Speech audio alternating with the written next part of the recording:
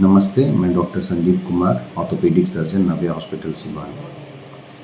आज मैं एक टॉपिक पे बात करने वाला हूँ जो कि काफ़ी कॉमन है पेशेंट्स के बीच में, कि ऑर्थोपेडिक पेशेंट्स के बीच में कि सर हमारे पेशेंट का फ्रैक्चर हो गया है और उसके लिए हम ऑपरेशन या इलाज तो करा ही रहे हैं, लेकिन दवाएं या खाना हमें क्या खाना है। बेसिकली फूड पर एक बहुत ज़्यादा क्वेश्चंस लगभग हर पेशेंट्स का है।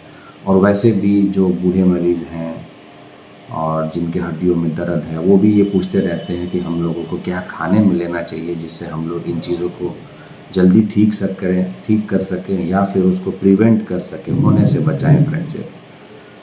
तो सबसे ज़्यादा ज़रूरी है कि पहले जो सर्जरी के पेशेंट्स हैं उनमें 3 चीज़ें ज़रूरी होती हैं। एक तो कि बोन हीलिंग, जो फ्रैक्चर हो गया है वो कैसे जल्दी ठीक होगा, उसके लिए कुछ खाना।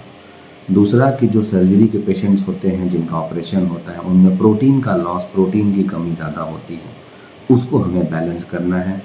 और तीसरा कुछ ऐसी दवाएं जिससे कि ज़ख़म जो है या इन्फेक्शन होने के चांसेस कम हो जाए और ज़ख़म जल्दी ठीक हो जाए। इन तीनों का कॉम्बिनेशन हमें देना होता है खाने में, कि ऐसे कुछ हम चीज़ें जो दें जिससे ये सारी चीज़ें कवर हो जाएं। इसमें अगर हम पहले में देखें तो जो बोन हीलिंग है, हड्डी कैसे जल्दी जुड़े, उसके लिए हमें कैल्शियम सबसे ज़्यादा ज़रूरी है। कैल्शियम जो है, अगर WHO का रिक्वायरमेंट कहा जाए तो 1000 से 1200 मिलीग्राम कैल्शियम पर डे हमें चाहिए होता है। नॉर्मल डाइट से तो नहीं मिल सकता है। उसके लिए दूध या दूध जैसी चीज़ें यानी कि मिल्क प्रोडक्ट्स जो होती हैं वो सबसे ज़्यादा ज़रूरी है। मिल्क का सेवन, फिर मिल्क प्रोडक्ट्स हो गए, दही हो गया, चीज़ हो गया, इन सब चीज़ों का लेना बहुत ज़रूरी होता है। उसके बाद अगर हम देखें तो कुछ हरी सब्जियां हैं, हरी सब्जियां कोई भी हों, वो उसको लेने से हमारे शरीर में कैल्शियम मेटाबॉलिज्म अच्छे से होता है और कैल्शियम का जो बॉडी का डिमांड है वो पूरा होता है।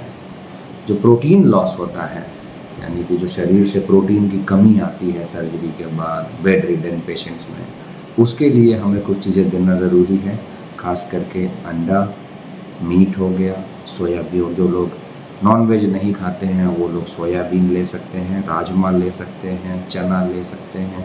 इन सब चीज़ों से हमारा प्रोटीन मेटाबॉलिज्म अच्छा होता है, प्रोटीन की मात्रा बढ़ती है। और तीसरा जो सबसे कॉमन फैक्टर है वो है ज़ख़म ठीक होने का, इन्फेक्शन कम होने के चांसेस। इन्फेक्शन कम होने के लिए और ज़ख़म ठीक होने के लिए विटामिन सी बहुत ज़रूरी है। अब विटामिन सी, बहुत लोग कहते हैं कि ऑपरेशन के बाद खट्टा नहीं खाना चाहिए, इनसे इन्फेक्शन होता है। ये बिल्कुल उल्टा है। अगर ऑपरेशन हुआ है तो खट्टे चीज़ों में विटामिन सी ज़्यादा होता है। जो भी फल हरे, रेड या येलो कलर के हैं उन सब में विटामिन सी, और खट्टे होते हैं उन सब में विटामिन सी की मात्रा बहुत ज़्यादा होती है। तो जो भी फ्रूट्स हो गए, जैसे संतरा हो गया, एप्पल हो गया, फिर ग्रेप्स हो गए, आंवला हो गया, इन सब में विटामिन सी बहुत अच्छा होता है और इन सब के सेवन की ज़रूरत होती है। इसके अलावा हमें फ्रूट्स, खास करके एप्पल हो गया, फिर और भी कुछ फ्रूट्स हैं जो कि हम डेली के बेसिस पे ले सकते हैं। वो हमारे इम्यूनिटी को इम्प्रूव करता है और हमारे बॉडी को फिट भी रखता है। इसके अलावा ये चीज़ें हैं जो हम खाने के लिए बोलते हैं। फिर अब हर मरीज़ का ये कहना होता है कि सर वो चीज़ें बताइए जो नहीं खाना है, परहेज़ क्या चीज़ का है। तो देखिए, बोन को हील करने के लिए ऐसा कोई मेजर परहेज़ की ज़रूरत नहीं होती है। कुछ ऐसी चीज़ें हैं जिनको हम बोलते हैं बोन रॉबर्स, यानी कि ये बोन की चोरी करते हैं शरीर से। उन चीज़ों का हमें सेवन नहीं करना चाहिए। और इसको ध्यान से सुने, इसमें कुछ ही चीज़ें हैं। हाई शुगर डाइट, ऐसी चीज़ें जिसमें बहुत ज़्यादा मीठा चीज़ें, बहुत ज़्यादा मिठास है, वो नहीं लेना है। स्पेशली मिठाइयाँ हो गई और ये सब। और वैसे ही हाई सॉल्ट डाइट, बहुत ज़्यादा नमकीन चीज़ें नहीं लेनी होती हैं। तीसरा जो कि काफ़ी लोगों का फेवरेट भी है, अल्कोहल, उसे बिल्कुल नहीं लेना है।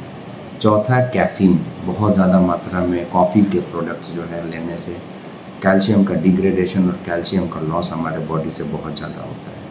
अगर इतने चीज़ों का हम ध्यान रखें और बाकी अपने नॉर्मल दवाइयों का सेवन करें तो हम फ्रैक्चर से बहुत जल्दी निपट सकते हैं और अपने बोन्स को फिट रख सकते हैं। Thank you.